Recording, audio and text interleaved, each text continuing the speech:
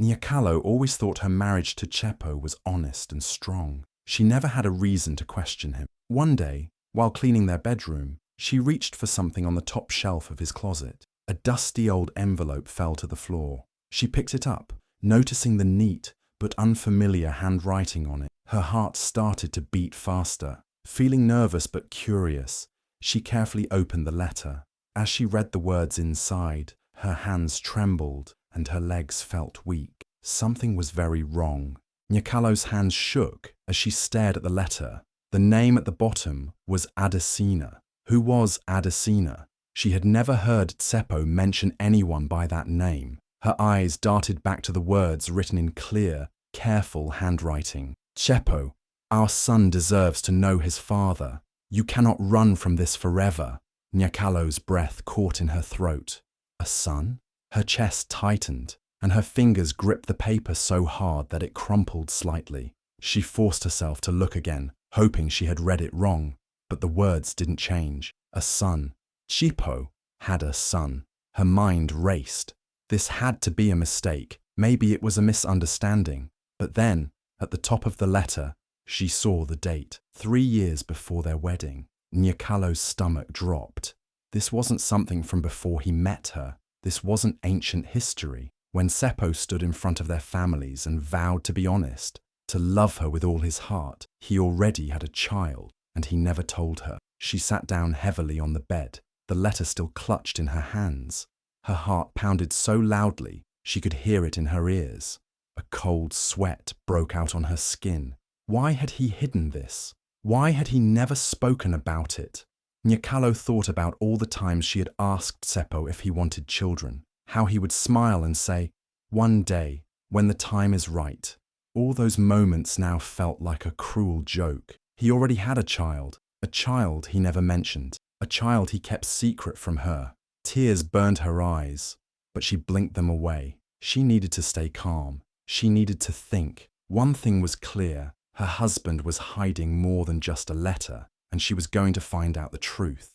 Nyakallo barely spoke a word to Tsepo the whole evening. She moved around the house like a ghost, her mind filled with questions. The letter sat in her pocket, burning like fire against her skin. When dinner was ready, she set the table as usual. But tonight, there was something extra on it, the letter. She placed it right in the middle, next to Tsepo's plate. Then, she sat down and waited. Tsepo walked in, humming softly, unaware of the storm waiting for him. He pulled out his chair and was about to sit when he noticed the letter. His body froze. His eyes widened, just for a second. Then, like a mask slipping into place, he forced a smile. "Nyakallo," he said lightly, picking up the letter. "What is this?" His voice was calm, but she saw the way his fingers gripped the paper a little too tightly. He was nervous. "You tell me," she said, her voice cold. Tsepo chuckled awkwardly and opened the letter. His eyes moved quickly over the word. He knew what was in there. He had read this letter before. He let out a small sigh and placed the letter back on the table. "Nyakallo, this was years ago. It's nothing." His tone was casual, dismissive, like he was talking about an old bill, not a secret child. Nyakallo clenched her fists under the table. "It's nothing?" she repeated, her voice shaking. "Tsepo, this letter says you have a son." Tsepo sighed again, rubbing his temple like this was all too exhausting for him. "Listen, it's complicated." Nyakallo slammed her palm on the table, making him jump. Complicated. He had a whole child, and he never told her. And now, he was acting like she was the problem. "You lied to me," she said, her voice dangerously quiet. "You looked me in the eyes, promised me a future, and never once mentioned you had a child." Tsepo shifted in his chair. He still wouldn't meet her eyes. "I thought it was in the past," he muttered. "I didn't think it mattered anymore." Nyakallo let out a bitter laugh. "Didn't matter? A child doesn't disappear just because you ignore them, Tsepo." Tsepo rubbed his hands together, staring at the table. "Look, I was young, and I didn't know how to handle it. Adesina and I, we weren't serious. It just happened." Nyakallo's heart pounded. It just happened. A human being, his own flesh and blood, was something that just happened to him. She pushed her chair back and stood up. "So, what else just happened that you haven't told me?" Tsepo's head snapped up. panic flickering in his eyes. And at that moment, Nyakallo knew there was more, and she was going to find out.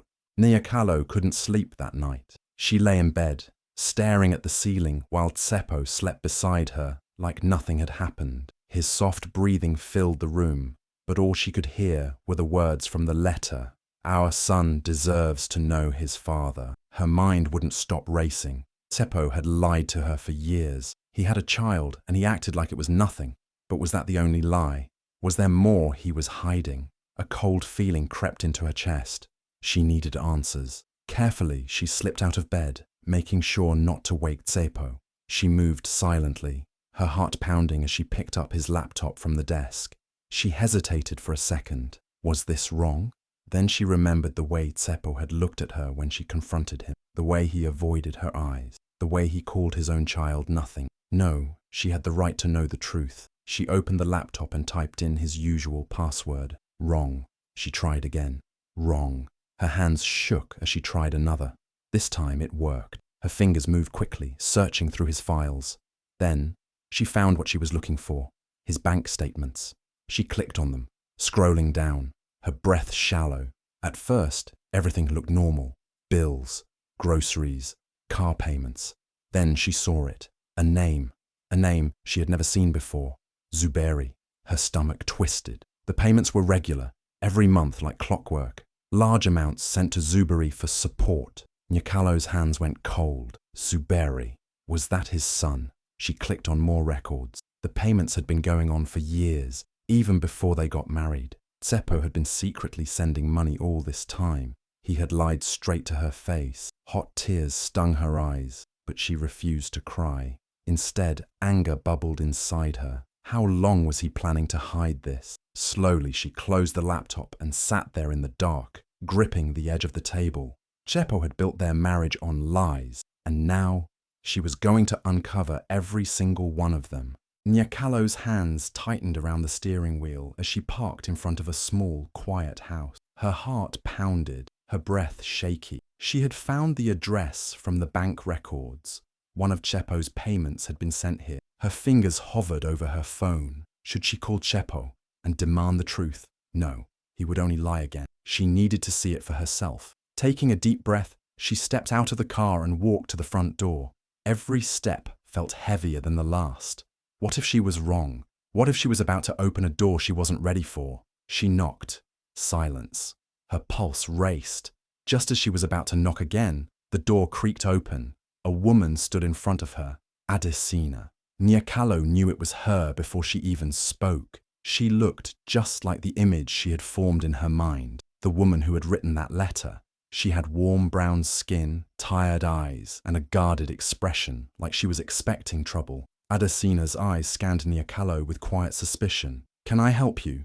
Nyakallo swallowed hard. I'm Nyakallo, Tsepo's wife." Adesina's face didn't change, but something flickered in her eyes. Recognition, then something else. Guilt, sadness, pain. Nyakallo clenched her fists. She needed to stay calm. "I found your letter," she said, her voice steady but sharp. "I need to know the truth." Adesina exhaled slowly and opened the door wider. "You should come inside." Nyakallo hesitated for a moment before stepping in. The house was simple but warm, with soft lighting and family pictures on the walls. And then, her breath caught. Standing in the hallway was a teenage boy, tall, slender, familiar, too familiar. Nyakallo felt the air leave her lungs. The boy had Tsepo's nose, Tsepo's jawline, Tsepo's deep-set eyes. She didn't need a DNA test. She already knew. Her knees nearly buckled, but she gripped the edge of a nearby chair to steady herself. Adesina followed her gaze. She sighed, then turned to the boy. "Zuberi, go to your room." The boy, Zuberi, looked between them, his brows furrowing. "Who is she?" Nyakallo's throat felt tight. Adesina hesitated, then said softly, "She's your father's wife." Zuberi's eyes darkened. His lips pressed into a thin line, but he said nothing. He simply turned and walked away. Nyakallo wanted to scream. This wasn't just a secret. This was a life, a child, a family Tsepo had abandoned. She turned to Adesina, her voice barely above a whisper. "Tell me everything." Adesina nodded. And just like that, the truth started to unfold. Nyakallo sat stiffly on Adesina's couch, her mind spinning. 15 years. Zuberi had been in this world for 15 years and she had never known. Adesina's voice was cold, sharp. "Your husband abandoned us," she said, her eyes burning with resentment. "He left like we never existed." Nyakallo swallowed hard. A lump had formed in her throat, but she forced herself to speak. "He never told me about you. About Zuberi." Adesina let out a bitter laugh. "Of course he didn't. Tsepo likes to erase things that don't fit into his perfect life." Nyakallo looked away, her hands trembling. She had come looking for answers, but she wasn't ready for the weight of the truth. She turned her gaze toward the hallway where Zuberi had disappeared moments ago. A boy growing up without a father. A boy whose father lived a comfortable life while he was treated like a secret. "Did he ever see him?" Nyakallo asked, her voice barely above a whisper. Adesina shook her head. "Not once. He sent money, yes, but love, responsibility, nothing. Every birthday, Zuberi asked if his father would visit. I stopped lying to him years ago." Nyakallo felt a sharp pain in her chest. Tsepo had smiled at her every morning. He had held her hand, promised her a future, and yet this was the kind of man he truly was. Adesina leaned forward, her voice low and filled with pain. "I begged him to be in his son's life, not for me, for Zuberi, but he never cared." She paused, studying Nyakallo's face. "And now, you know the truth." Nyakallo's nails dug into her palms. She had married a stranger.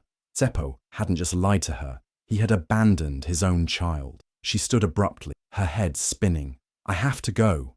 Adesina didn't stop her. "You deserve to know, but what you do with the truth is up to you."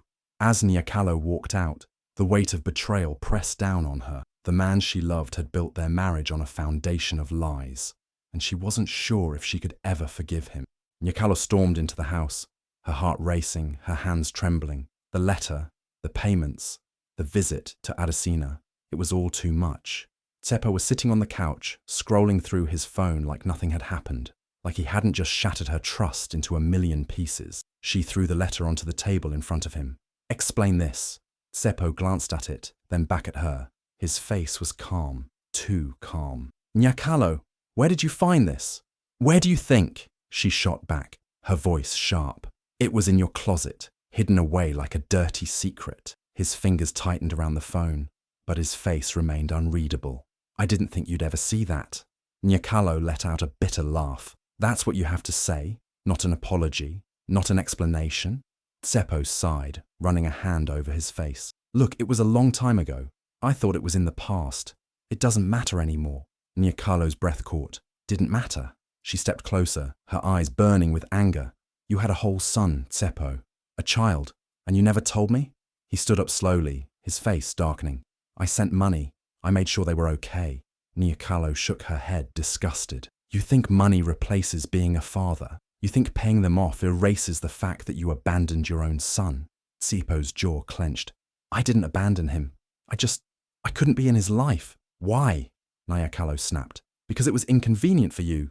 Because you didn't want me to know the truth?" Silence. For the first time, he had no answer. Nyakallo's hands balled into fists. "You looked me in the eyes every day, told me you loved me, promised me honesty, and all this time, you were hiding this." Tsepo exhaled heavily. "I didn't tell you because I knew you'd react like this." Nyakallo stared at him in disbelief. "Like what?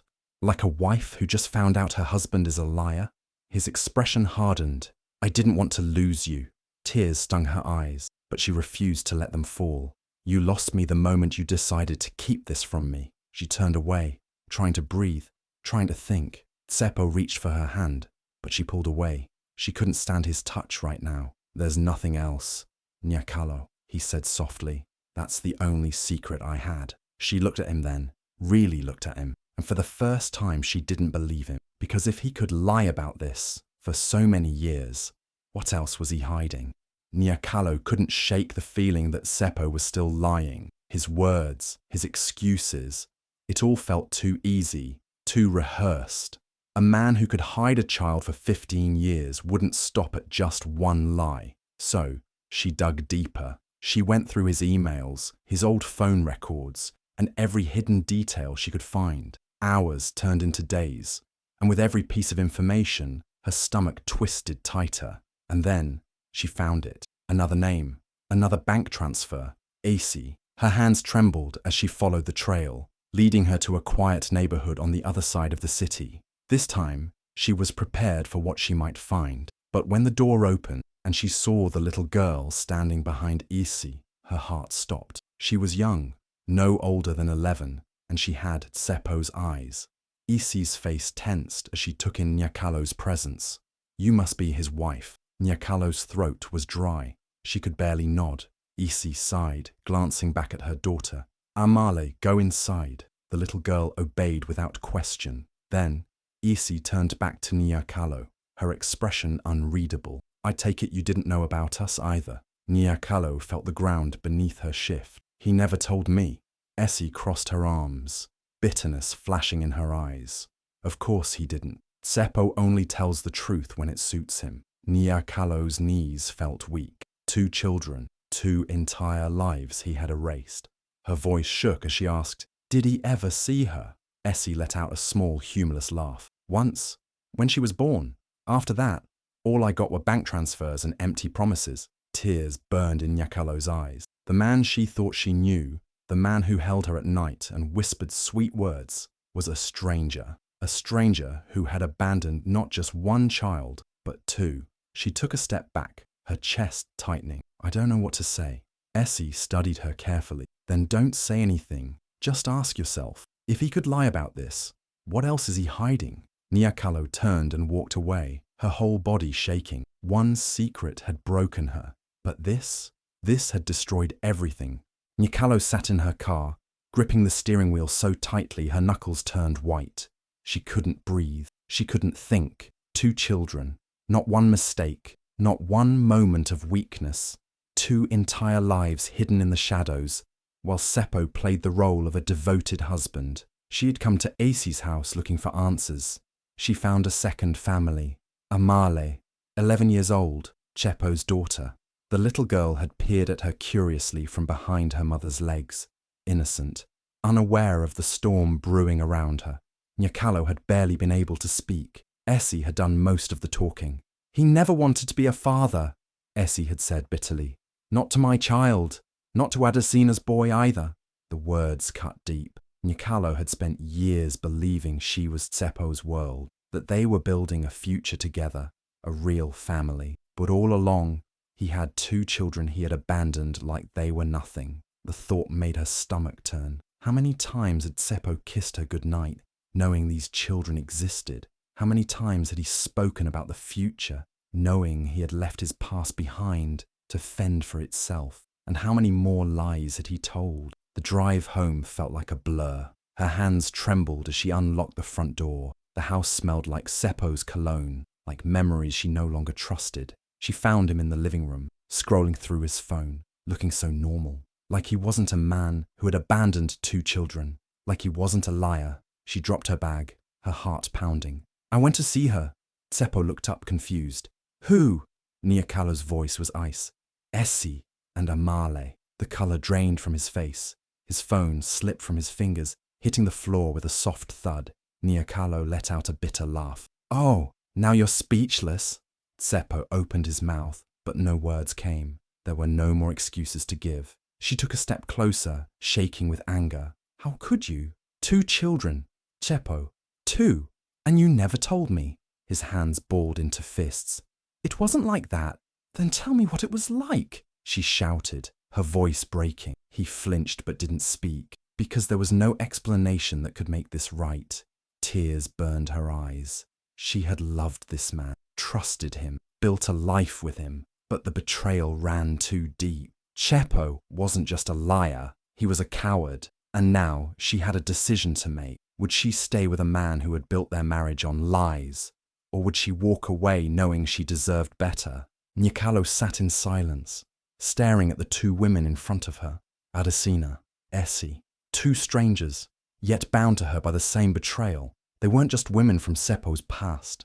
They were victims of his lies, just like her. She took a deep breath, her hands trembling. We can't let him get away with this. Adesina folded her arms. We won't. Essie leaned forward, her voice sharp. But how do we make him pay? Nyakallo clenched her jaw. She'd spent years believing Tsepo was a good man, a loving husband, but now she saw him for what he really was, a selfish, deceitful coward who abandoned his own children. They spent hours talking, planning.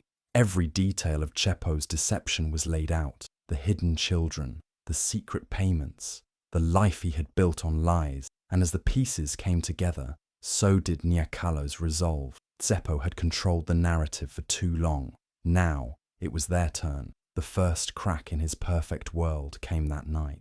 Nyakallo posted a simple message online, just one sentence. How many lives can a man destroy before the truth catches up to him? She didn't name him, but the storm had already begun. The next day, Adesina and Esi reached out to people Tsepo once knew, former colleagues, old friends. The whispers started, questions were asked, and then the truth exploded. Someone leaked the story. A journalist picked it up. Suddenly, Tsepo's name was everywhere. A man who abandoned his children, a fraud, a liar. His boss saw it, his family saw it. His world was crumbling. When he stormed into the house that night, his face was red with anger. "What did you do?" he hissed. Nyakallo stood her ground. "I told the truth." He grabbed his head, pacing like a trapped animal. "Do you know what you've done? My reputation." She cut him off, her voice steady. "Your reputation? What about your children? What about the women you used and discarded?" For the first time, Tsepo looked afraid, because he knew there was no escaping this. Nyakallo met his eyes. This is just the beginning. And as he stood there powerless, she finally felt free. Tsepo woke up to chaos. His phone wouldn't stop buzzing. Calls, messages, emails. Everything was falling apart. At first, he ignored it, thinking it was just another stressful morning. But when he opened his social media, his stomach dropped. His name was everywhere, post after post. Comments filled with disgust. People he knew, people he didn't, all talking about him, calling him a liar, a coward, a man who abandoned his own children. His hands shook as he scrolled. Who leaked this? How did it spread so fast? Then his heart stopped. Nyakallo. She wasn't the only one. Adesina, Esi, they had joined forces and they had proof. Bank statements, messages, pictures. The whole story was out in the open. His boss had seen it. His colleagues, his business partners, his family, his life, his reputation. Everything was burning. He tried calling Nyakallo, but she didn't pick up. He stormed into her office instead, his face red with frustration. But when he reached her desk, he stopped in his tracks. She was laughing with her co-workers, not broken, not crying, laughing, happy, free. She looked up, met his eyes and smiled. That smile sent a chill down his spine. Tsepo had expected her to be shattered, to be waiting for him with questions, with tears, begging for explanations, but she had already moved on. "Nyakallo," he whispered, his voice shaking. "You ruined me." She tilted her head, her eyes cold. "No, Tsepo, you ruined yourself." One by one, his world collapsed. His boss called him in and fired him on the spot. "We can't have a man like you representing this company," he was told. Friends stopped answering his call. Family turned their back. His landlord sent an eviction notice. His savings weren't enough to cover the damage to his career. Even women he once charmed refused to meet his gaze. He was nothing now. And the worst part? The children he had ignored, the son and daughter he had abandoned, wanted nothing to do with him. Tsepo sat alone in a small, empty apartment, staring at his phone, scrolling through his own downfall. The comments stung like knives. A disgrace of a man. He doesn't deserve to call himself a father. He lost everything, and he deserves it. For the first time, he had no control. No more lies to tell. No more people to manipulate. And Nyakallo, she was thriving. She had walked away, stronger than ever. And now, she was living the life she deserved, one without him. Nyakallo stood on the balcony of her new home, watching the sunrise. For the first time in years, she felt truly free. No more lies. No more betrayal. No more Tsepo. She had spent too many years living in a carefully crafted illusion, believing in a love that was never real. But now, she was done being the woman who waited for apologies that never came. Instead, she focused on something far more important. The two innocent children Tsepo had abandoned. Zuberi was hesitant at first. He had learned not to trust adults. especially the ones who promised to care and then disappeared. Amahle was quieter, her eyes always searching, as if expecting this happiness to be taken away. Nyakallo understood their pain. They had been discarded, left behind like they didn't matter. But she was determined to change that. She helped Zuberi enroll in a prestigious school where he could chase his dreams without worrying about money. She made sure Amahle had everything she needed, from books to art supplies, encouraging her creativity. For the first time in their lives, they felt safe. They laughed more, smiled more. They started to believe in a future where they weren't just Tsepo's forgotten children, but their own people with their own paths. Nyakallo wasn't just a betrayed wife anymore. She was a woman who had survived, who had rebuilt herself from the ashes of a broken marriage. She started her own business, something she had always dreamed of, but never pursued because she had been too busy supporting Tsepo's ambitions. She traveled, met new people, and embraced life in a way she never had before. And when Tsepo, a broken man with nothing left, tried to reach out, she didn't even bother responding. She owed him nothing. Tsepo had been a man who thought he could have it all, a perfect wife, a perfect image, and his dirty secrets hidden away forever. But now he was alone. He had lost his job, his reputation, and the family he had taken for granted. He watched from a distance as Nyakallo flourished, as his children grew into strong, happy individuals without him. He had thought he could lie his way through life, but in the end, his lies had destroyed him. As she walked through her garden, holding Amahle's hand, while Zuberi excitedly told her about his latest school project, Nyakallo smiled. She had lost a marriage, but she had gained something far greater, her peace, her purpose, and a future filled with love, but on her own terms. She was free.